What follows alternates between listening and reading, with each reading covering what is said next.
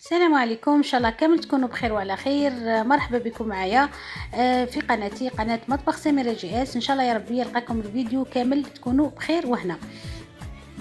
كما تشوفوا اليوم راح ندير معكم حلوة الروشي. هذه حلوة الروشي معروفة عموما.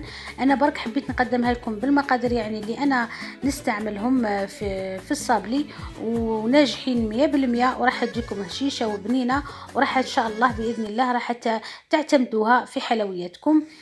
كما تشوفوا هنا معايا راح نبدا معكم مباشرة المقادير.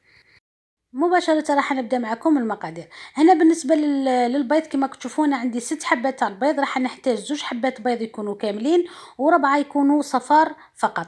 هنا ديما باش نقول لكم بالنسبه للبيض، ديما كي تجوا راح نديروا الحلوه الصابلي ديما ديروا صفار اكثر من البياض. هنا كما تشوفوا ثاني عندي علبه تاع زبده فيها 500 غرام تاع الزبده. انا راح نحتاج منها فقط 250 غرام الزبده، و250 راح نحتاجوها فيما بعد.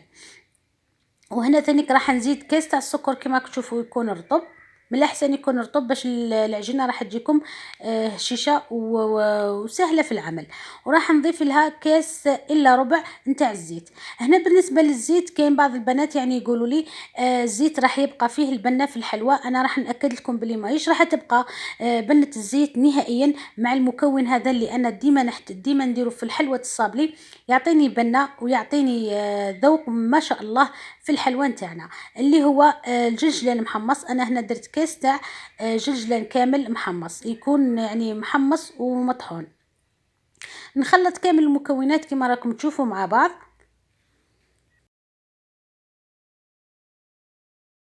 هنا كما تشوفوا ضفت مغرف نتاع لافاني. هنا لافاني يعني تقدروا تستغنوا عليها مادام احنا درنا كما قلت لكم الكاس تاع الجلجلان، يعني راح يكون قوي بزاف ويعطي بنه قويه في الحلوى. وضفت نصف كيس نتاع خميره الحلوى كما راكم تشوفوا. ونبدا ندير في الفرينه. انا هنا حطيت الفرينه يعني ماشي على ضربه واحده، نحاول اني ندير بالعقل باش نلم العجينه وما تجينيش ناشفه بزاف، وفي نفس الوقت نعرف الكميه والمقدار اللي تحتاجه العجينه نتاعنا. هنا كما تشوفوا راح نستعمل يدي.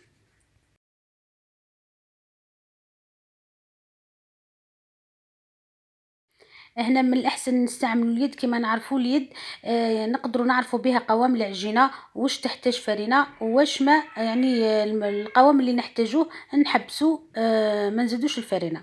هنا بعد ما لميتها كما راكم تشوفوا العجينة تكون بهذا القوام، راح نحطها في كيس بلاستيكي باش يعني ما تنشفليش، لان كما تعرفوا راهي فيها كميه تاع زيت وزبده، يعني راح تشوفوها يعني بلي حتطلق لكم هذاك الزيت وهذيك الزبده. من الاحسن نحطوها في كيس بلاستيكي. هنا كما تشوفوا راح فتحتها، يعني حطيت كيس بلاستيكي من تحت وكيس بلاستيكي من الفوق باش يعني نفتح العجينه. من الاحسن هنا ما نزيدوش ما تفتحوهاش بالفرينه باش ما تزيدش تطلق لكم الزيت اللي راه فيها والزبده.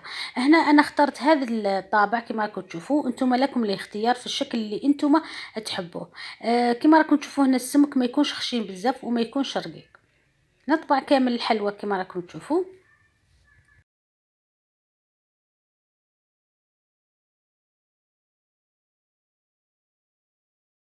هنا في هذه المرحلة أنا راني شاعلة الفرن اللي يكون على 180 درجة، اللي راح نخلوه يكون شاعل خاصة يعني هذه بالنسبة نصيحة يعني للبنات كامل.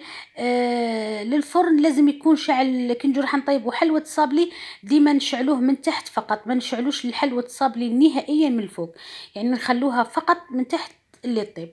هنا كما تشوفوا راح ندخلها للفرن وراح نخرجها وتشوفوا كيفاش يعني طابت بعد ما خرجتها من الفرن. شوفوا هنايا يعني طابت لي لونها يعني يبقى لي هو الابيض، ومن تحت كما تشوفوا فيها يعني خذت لي هذاك اللون الذهبي ونحيتها.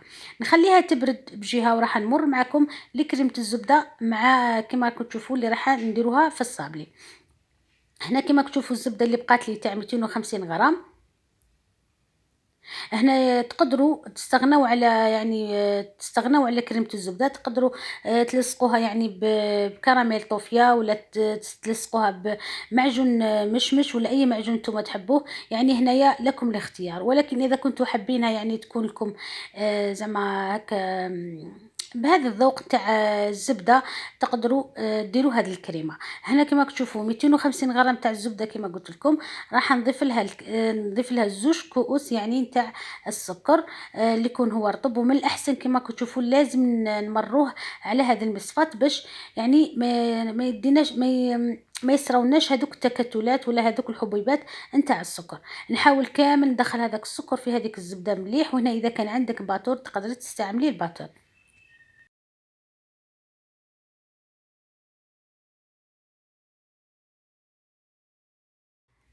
وهنا راح نضيف معكم لاروم اللي بنكهة اللوز. وهنا لكم الاختيار في الذوق يعني اللي نتوما حبيتوه. فقط انا هنايا حبيت نركز على نكهة اللوز، لان الروشي انا راح نستعمل فيه اللوز. كما تشوفوا هنايا نحاول ان نخلط مليح، وفي نفس الوقت نشوف الزبده اذا كانت يعني محتاجه السكر راح نزيد لها. هنا كما تشوفوا بعد ما يعني كملتها انا ما احتجتش يعني 250 غرام تاع الزبده، ضفت لها زوج كؤوس تاع السكر، كانت كفايه. هنا كما تشوفوا هنايا بالنسبه للحشو الداخل تقدروا يعني تخلوا برك كما تشوفوا كريمه الزبده كما تشوفوا فيها. كما تقدروا في الوسط ديروا طوفيه ولا معجون اذا كان عندكم معجون مشمش او اي معجون، ولا تخلوها كما انايا راني خليتها.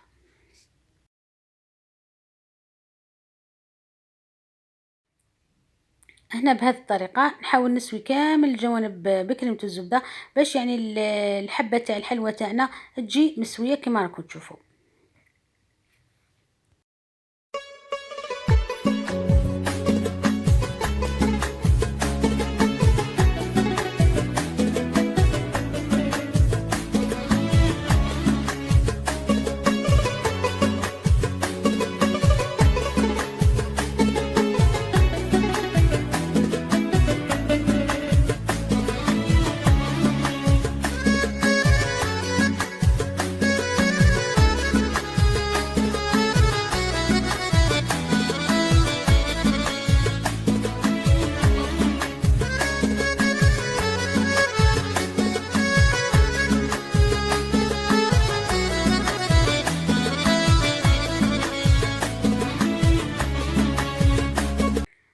وهنا كما تشوفوا بعد ما كملت الكميه كامل نحطها بجيه في الثلاجه، يعني باش تحكم لي هذيك الزبده تحكم روحها شويه، خاصه اذا كانت الغرفه يعني تكون سخونه ولا يكون الجو يعني ساخن. نحاولوا نحطوها في الثلاجه باش يعني تحكم روحها هذيك الكريمه. ومن جهه واحده اخرى كما تشوفوا ذوبت الشيكولا كما تشوفوا.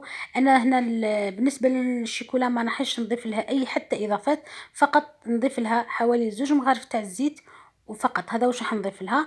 وكما تشوفوا هنايا بعد ما حمصت هذاك اللوز لازم ضروري يكون محمص نضيفه. انا ضفت حوالي كاس يعني تاع اللوز كما تشوفوا، ونحاول اني ندير الحبه كما تشوفوا، وفي نفس الوقت نشوف كل الجوانب تكون تغطات بالشيكولا بهذه الطريقه. يعني طريقه سهله وحنا متعودين اني نديرها معكم في القناه باش يعني برك حبيت ندير معكم الفيديو ونكملوا معكم للاخير باش تشوفوا كل خطواته وكل يعني حاجه درتها انا ما خبيتش عليكم، يعني مديت لكم بحذافيرها يعني الفكره ولا الطريقه ولا حتى المقادير. اهم حاجه انا بالنسبه لي انه يعني اي وحده تكون تتبعني ولا اول مره تدخل القناه نقول لها يعني اي وصفه الحمد لله انا قدمتها لكم يعني بحذافيرها، يعني ما نقصت لكم حتى حاجه، ما زدت لكم حتى حاجه. وصفاتكم يعني وصفات كامل اللي انا حطيتهم في القناه وراح نحطهم معكم يعني من وجاي راح نحطهم معكم وصفات ناجحين، وصفات يعني مجربين حتى في النتيجه تاع الحلوى اللي قدمها لكم ماشي الشكل فقط، المضمون هو في البناء، والمضمون انكم تكونوا نتوما راضيين على الشيء اللي انا نقدمه لكم.